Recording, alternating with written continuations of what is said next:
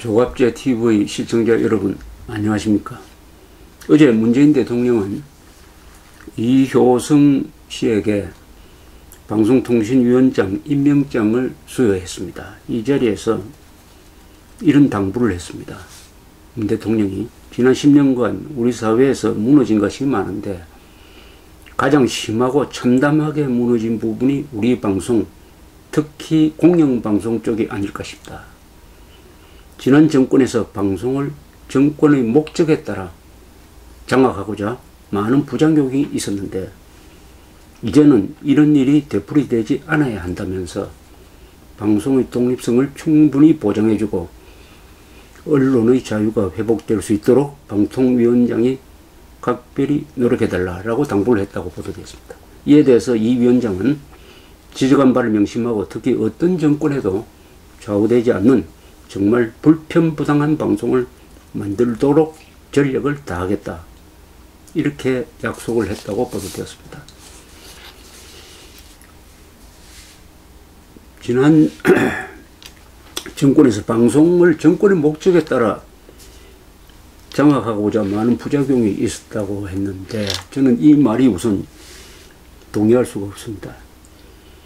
그러면 지난 정권에서 KBS, MBC를 장악하기 위해서 무리를 했다. 그것도 정권의 목적을 위해서. 여기에 대한 반론이 있습니다. 2014년 여름에 박근혜 대통령이 문창극 전 중앙일보 주필을 국무총리 내정자로 지명을 했습니다. 그때 KBS가 그 문창극 씨가 어느 교회에서 한 강연, 독립정신과 민족정신, 이승만 대통령 이야기를 담은 그 중에 일부를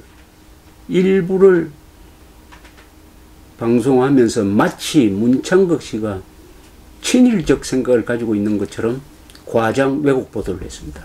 이게 기폭제가 되어가지고 결국 문창극 씨는 국회 청문회도 가보지 못하고 박근혜 대통령이 아예 임명을 포기함으로써 좌절된 적이 있습니다. 이게 방송을 장악했다면 이런 일이 벌어질 수가 있습니까? 그해 6월에 또 이런 보도를 했습니다. 무슨 보도를 했느냐. 6.25가 나자마자 이승만 대통령은 일본으로 도망갈 계획을 세웠다. 해가지고 마치 특종인 것처럼 그것도 6.25 직전에 그런 보도를 했습니다. KBS가 했습니다. 완전한 조작 보도로 밝혀졌습니다. 아니 정권이 보수 정권이 KBS를 장악했는데 어떻게 이렇게 반보수적이고 반대한민국적이고 반박근혜 정부적인 이런 선동이 나올 수 있었겠습니까? KBS를 정권 목적으로 장악하려고 한 적도 없고 장악에 실패했다는 거죠. 다만 과거에 KBS, MBC가 노무현 정권, 김대중 정권 때 워낙 반사실적인, 반국가적인 보도를 하면서 이 사회에 크나큰 악영향을 주니까 KBS, MBC를 공영방송으로 정상화시켜야 한다는 생각을 가졌던 것은 사실이에요. 이것은 정권의 목적과는 다릅니다. 공영방송은 국민 다수를 상대하고 무엇보다도 사실을 보도하고 국익에 반하지 않고 미풍양속을 해치지 않는 보도를 해야 할 의무가 있습니다. 그런데 MBC가 2008년에 그것도 이명박 정부 시절에 반정부 광우병 선동을 앞장서 가지고 일대 난동사태를 이야기시켰는데 그런 것을 해소하기 위한 여러 가지 노력을 정부가 한 건데 이거는 정권의 목적을 위한 게 아닙니다. 공영방송의 정상화의 목적을 위해서 한 것인데 이 문재인 대통령은 정권의 목적에 따라 장악하기 위해서 많은 부작용이 있었다고 했는데 이건 명백하게 사실과 다릅니다. 그나마 지금 정상화의 노력을 가장 많이 한 언론사는, 방송사는 MBC입니다. MBC. MBC는 2008년에서 한동안은 사회악이었죠. 어떻게 보면 공영방송이 아니라 흉기였습니다. 흉기. 거짓말로 선동하는 데 앞장선 흉기였는데, 그나마 박근혜 정부 들어서서 고영주 이사장이라는 분이 공안검사 출신이고 아주 반듯한 분이, 반공 자유민주 정신에 투철한 분이 이사장이 되고, 그리고 MBC 안에서도 정상적인 언론인들이 경영권을 잡고 해가지고 지난 한 2, 3년 동안에 MBC가 정상화의 길을 걷고 있습니다. 그것도 부족합니다. 부족합니다. 보도 분야에서 공영방송을 기준으로 한다면 지금 MBC는 한 6, 70점 받을 겁니다. 이것을, 그러니까 MBC가 공정한 방송으로 정상화되는 것을 고깝게 여긴 사람들이 한국의 좌파 세력이었어요. 그래서 MBC를 지금까지 줄기차게 공격을 하고 있습니다. 문재인 대통령도 그 공격하는데 참여했던 사람이죠. 공영방송은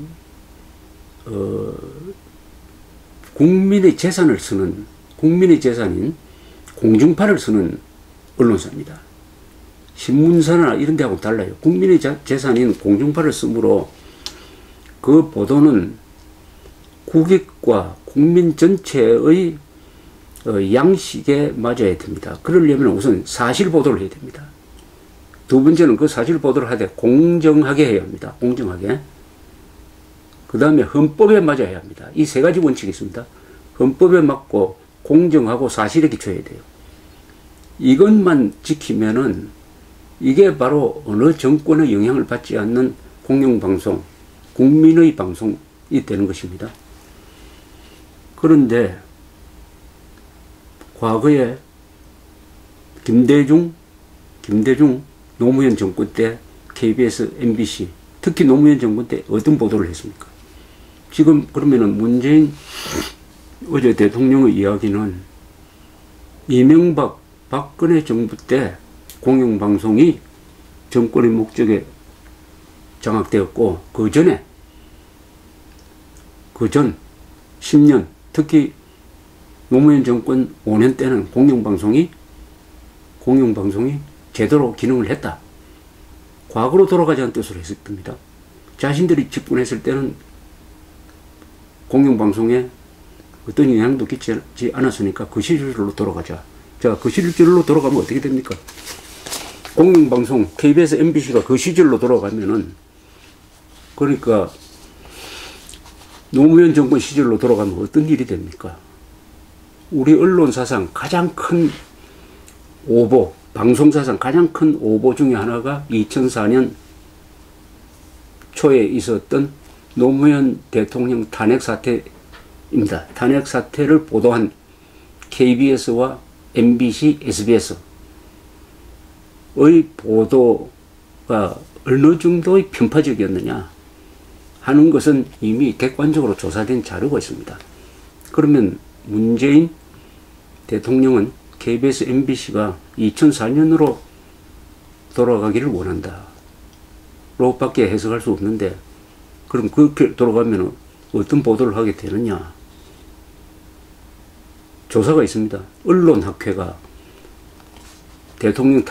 노무현 대통령 탄핵 사태가 끝난 다음에 방송위원회의 의뢰를 받아가지고 대통령 탄핵 관련 TV 방송 내용을 분석한 보고서를 발표를 했습니다. 이것을 읽어보면은 KBS, MBC, SBS 양심이 있다면, 언론인의 양심이 있다면 얼굴을 들지 못할 것입니다. 이것은 방송이 아니다. 선동기관이다.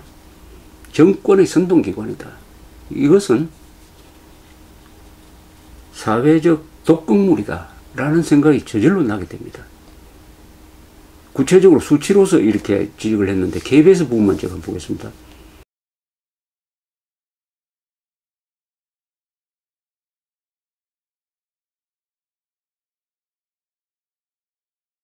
언론학회의 분석 보고입니다. 2004년 6월입니다. 탄핵 사태가 끝난 다음에 KBS는 시민 여론 반영이라고 하여 탄핵에 대한 찬반론을 소개했는데 노무현 대통령 탄핵에 찬성하는 사람보다 3배나 많은 반대론자를 등장시켰다. KBS 뉴스 앵커는 4건의 탄핵 반대 논평을 했고 탄핵 찬성은 한 번도 한 적이 없다. KBS가 편향적 리포트를 한 것으로 분류된 9건은 전부가 탄핵 반대 입장을 두둔하고 탄핵 찬성은 하나도 없었다. 9대 0의 편파성이었다. KBS는 국회의 탄핵 의결 이튿날 탄핵 전국 국민에게 듣는다와 대통령 탄핵 대한민국 어디로 가는가에 57명을 출연시켰다. 22명이 탄핵 반대 입장, 1명만이 탄핵 찬성 입장이었다. 22대 1의 편파성이다. 이 두 프로엔 65건의 인터뷰가 소개되었는데 60건이 탄핵 반대, 노무현 대통령 편이라는 이야기입니다. 5건이 탄핵 찬성이었다. 이것은 60대 5의 편파성이다. KBS의 미디어 포커스는 탄핵 반대자 인터뷰 7명, 찬성자 인터뷰 한 사람도 없었다. 7대 0의 편파성이다. 이런 통계입니다. 이런 통계. 이런 통계가 한두 가지가 아닙니다. 그래서 이런 수치화된 것을 다 합쳐보면은 KBS는 어느 정도로 편향 보도를 했냐면 수치화하면은 105건은 노무현 대통령 편이고 7건만 노무현 반대편의 편집을 했다는 겁니다. 105대 7입니다. 5대 5로 보도해야 될 텐데 105대 7로 노무현 정권 편을 들었다. 이렇다면 이런 KBS 시절로 우리가 다시 돌아간다는 게 바로 공영방송의 정상화를 의미한다. 지금 MBC에서 여러 가지 분란이 많이 일어나고 있습니다. MBC 안에서. 정권이 바뀌고 나니까 MBC 안에서 이 MBC를 그나마 이 정도로 정상화시킨 그 방송문화진흥회 또는 경영자들을 몰아내기 위한 여러 가지 집단 행동이 일어나고 있습니다. 이 보수가 방송을 바라보는 자세와 좌파가 방송을 바라보는 자세는 관점이 근본적으로 다릅니다. 이명박 박근혜 한국의 보수 세력, 반공 자유민주주의 세력은 언론이 첫째 사실에 기초해야 된다. 헌법에 맞아야 한다. 그 다음에 공정해 보도해야 한다는 이 원칙을 절대 포기하지 않습니다. 다만 여기에 가능하면은 우리 편을 좀 들어줬으면 좋겠다 하는 생각이야 있겠죠. 그러나 기본은 언론은 사실의 공정한 보도에 충실해야 한다. 그게 국법 질서를 어겨서는 안 된다. 이 원칙을 포기하고 방송을 장악하겠다는 보수 정치나 보수 정권은 있어 본 적이 없습니다. 그렇게 되면 보수의 존립 근거를 스스로 허무는 거죠. 사실을 포기하고 국법을 포기하고 공정성을 포기한 보수는 보수가 아닙니다. 그러니까 생내적으로 보수는 정권을, 방송을 정권 목적으로 하고 싶어도 거기에는 분명한 한계가 있는 것입니다. 이명박, 박근혜 정부의 방송 장악은 없었습니다. 있었다 하더라도 그것은 방송을 정상화시키기 위해서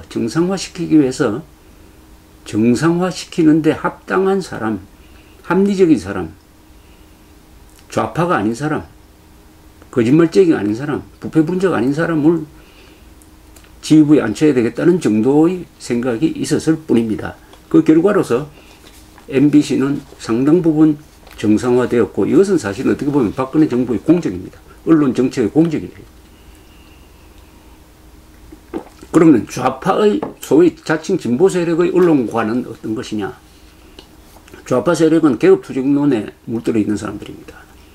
그 개혁투쟁론, 민중민주주의, 뭐 여러 가지 형태로 말을 바꾸지만 기본적으로는 개혁투쟁론입니다.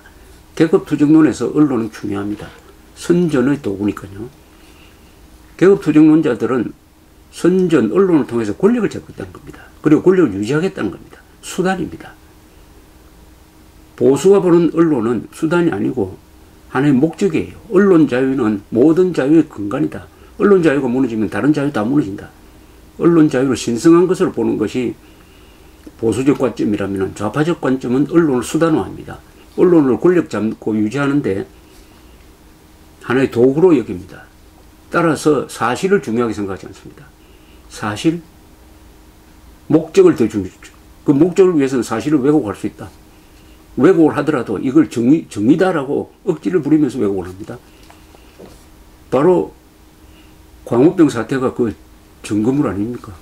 세계에서 가장 안전하게 관리되는 미국산 쇠고기를 먹으면은 인간 광우병에 걸린다라는 선동, 그건 완전히 거짓말 선동인데 이명박 정부가 출범하자마자 이명박 정부를 끌어내기 위해서 소위 국민건강이라는 명분을 내걸고 선동을 해가지고 한때 국민 60%가 거기에 속도록 만들었던 것입니다. 여기에 당시에 정권은 보수로 넘어갔지만은 좌파적 인사들이 잡고 있던 KBS, MBC가 그런 난동을 적극적으로 뒷받침해가지고 한 3개월 동안 대한민국을 뒤흔든 사태. 그게 바로 좌파가 생각하는 공영방송이 뭐냐 하는 것을 적나라하게 드러낸 겁니다. 그건 큰 문제고, 또 다른 말하자면은 문재인 대통령이 원하는 대로 공영방송이 그야말로 정상화되어 가지고 노무현 또는 김대중 시절로 들어가면은 어떤 형태의 방송을 보일 것이냐. KBS의 예를 아까 들었으니까 이번엔 제가 MBC의 예를 들겠습니다. MBC. 2003년 11월에 난데없이 MBC가 대한항공기 폭파범 김현희가 가짜일 수도 있다 하는 설을 다룬 프로를 만들었습니다. 2003년 11월 노무현 정권 첫 해입니다. 김현희가 가짜라고 주장하는 사람은 북한 정권, 일본의 조총련, 남한의 종북 좌익 세력밖에 뿐인데 공영방송이 이런 거짓말을 들고 나와가지고 그게 이유가 있는 것처럼 집중 취재를 하기 시작했습니다.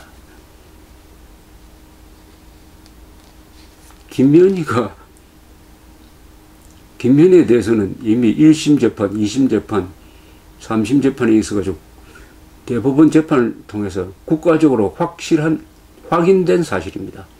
해는 동쪽에서 뜬다는 것과 같이 확정된 사실이죠. 국가적으로. 근데 그것이 가짜라고 이렇게 의문을 확산시키는 보도를 2003년 11월에 했어요. MBC가 했습니다. MBC. PD수첩. 그런데 11월 18일에 그게 방영이 됐는데 거기 보면 말이죠.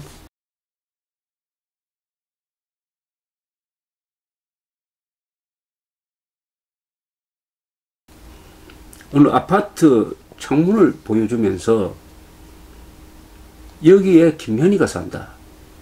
그래서 그 문을 두드리고 문틈으로 그 방 안에 있는 여인과 대화하는 게 보도가 됐습니다. 대화하는 내용이 그 방 안에 있는 사람 보고 당신이 김현희냐 뭐 이렇게 묻기도 하고 그 여자 이야기가 그 안에 있는 여자 이야기가 불안해 죽겠어요. 자꾸 오지 마세요. 저 혼자 자고 있는데 더 이상 말씀드릴 게 없네요. 자꾸 이러면은 경찰 부를 겁니다. 짜증내 죽겠어요. 정말. 이렇게 문을 닫는 장면이 나옵니다. 근데 그게 나중에 김현희 씨를 이야기 들으니까 그 자기가 살고 있던 집이 사실이었다고 합니다. 물론 그때는 없었답니다. 그 안에. 아니 이 세상에 북한이 가장 죽이고 싶어하는 사람의 살고 있는 집을 방영을 했습니다. MBC가. 앞으로 MBC가 경영진이 바뀌고 하면은 이런 짓을 할 것 아닙니까? 이게 문재인 대통령이 꿈꾸는 MBC의 정상화입니까? 이런 비인간적, 아니 이 지구상에서 공영방송이라는 자들이 테러 위험에 처해 있는 사람 집을 노출시키고 그것도 방송으로 노출시키는 이렇게 해놓고도 벌을 받지 않는 이게 언론이겠습니까? 이건 선동기관이란 말도 부족합니다. 이게 흉기입니다. 흉기. 독극물입니다. 이 2003년 11월 18일에 방영된 MBC PD 수첩 프로 이걸 보면 제일 화나는 부분이 있습니다. 어떤 부분일까요? 김면희에 대한 말도 안 되는 의혹을 막 제기를 하면서 이런 것까지 제기를 합니다. 잘 아시다시피 김현희는 1987년 11월 29일 날 대한항공기 폭파를 일으킨 다음에 그래서 115명이 죽었습니다. 서울올림픽을 방해하기 위해서. 바레인 공항에서 비행기를 타고 탈출하려다가 거기서 딱 걸렸습니다. 바레인 경찰에 걸렸어요. 같이 사신 주범에 해당하는 그 남자와 함께 걸렸는데 두 사람이 서로 눈짓으로 약속을 합니다. 이왕 모든 게 끝났으니까 독약 앰플을 깨물고 자살하자 이렇게 된 겁니다. 그래서 그 주범인 김노인이 먼저 깨물고 죽었고 동시에 김현희가 독약 앰플을 깨물었는데 옆에 지키고 있던 바레인 경찰관이 뺨을 때리면서 말리는 과정에서 청산가리가 든 독약 앰플이 튀어나왔어요.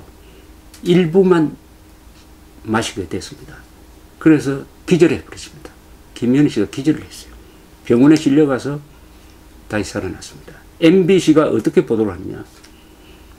김현희는 그때 죽으려면 죽을 수 있었는데 살짝 깨물어 가지고 독을 마신 일종의 연기를 한 거 아니냐. 연기를 한 거 아니냐. 이런 추궁 아닌 추궁을 하는 겁니다.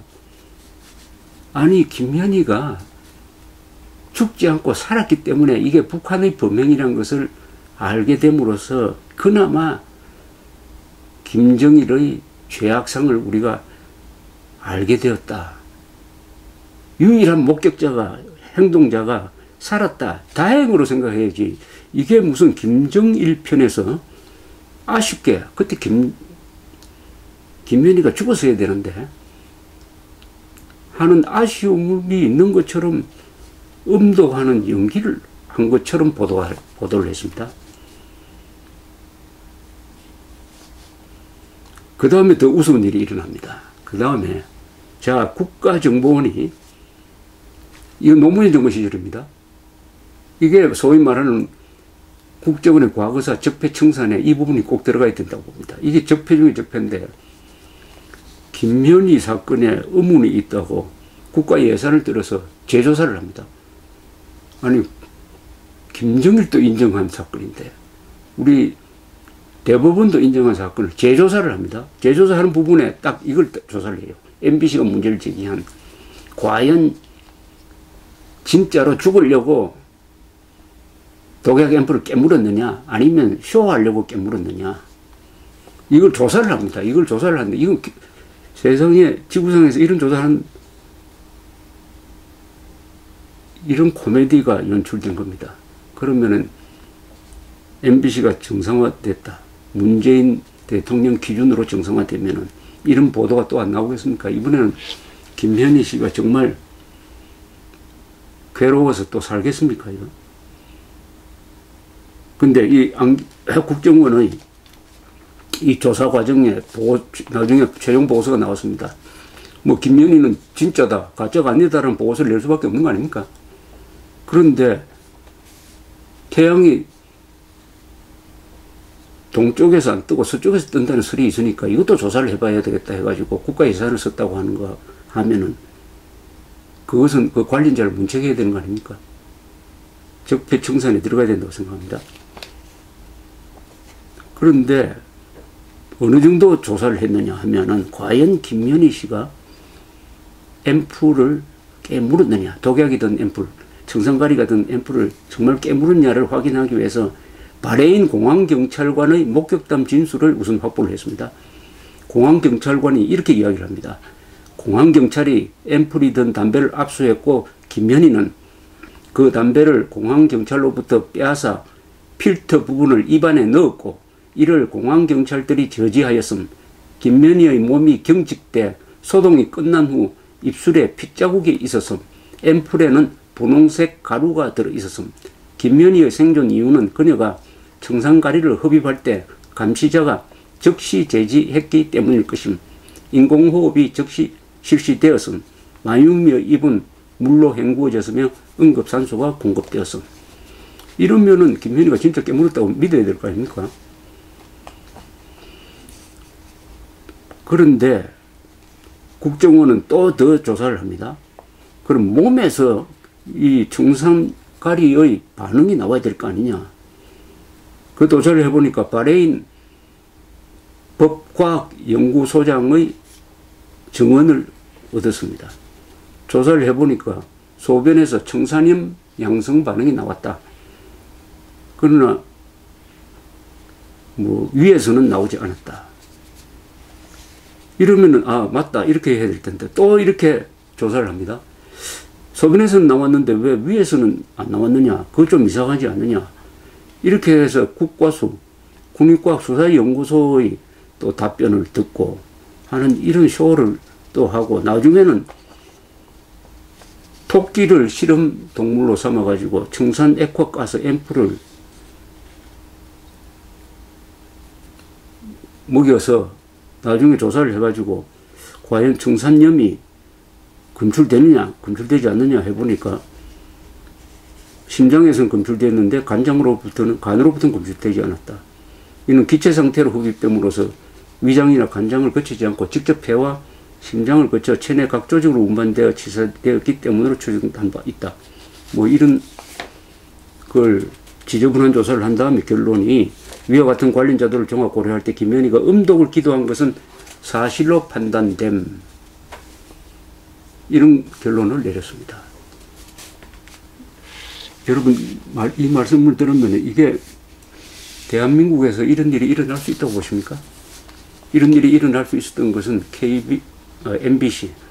MBC가 의혹을 제기하고 국정원이 그 의혹을 근거 있는 것처럼 받아가지고 과거사 조사에 돈을 아마 수십억 썼을 겁니다. 국가 돈을 써가지고 국가기관이 해괴한 조사를 하고 집요한 조사를 하고 결론이란 게 김현희 가짜가 아니고 김현희 진짜다 라는 누구나 다 아는 결론을 내리기 위해서 이런 국력을 낭비하고 국민을 분열시키고 김현희를 괴롭히고 한 이런 상황을 만든 언론, 그런 MBC와 KBS가 다시 한국의 공중파를 지배하는 이 세상을 원하느냐 하는 생각을 갖게 합니다. 공중파에 대해서는 정권이 일체 관여를 하지 않아야 되고 뿐만 아니라 정치권이 관여를 하지 않아야 되고 이 소위 좌파단체들이 관여하는 것을 제도적으로 차단해 줘야 됩니다. 언론의 원칙이 있으니까 그건 법과 같은 겁니다. 그 원칙을 따르는 언론인들한테 맡겨놓으면은 언론 자유는 스스로 됩니다. 또 국민들이 그것을 판단합니다. 엉터리 보도를 하면은 보지 않아요. 시청률로 판단이 됩니다.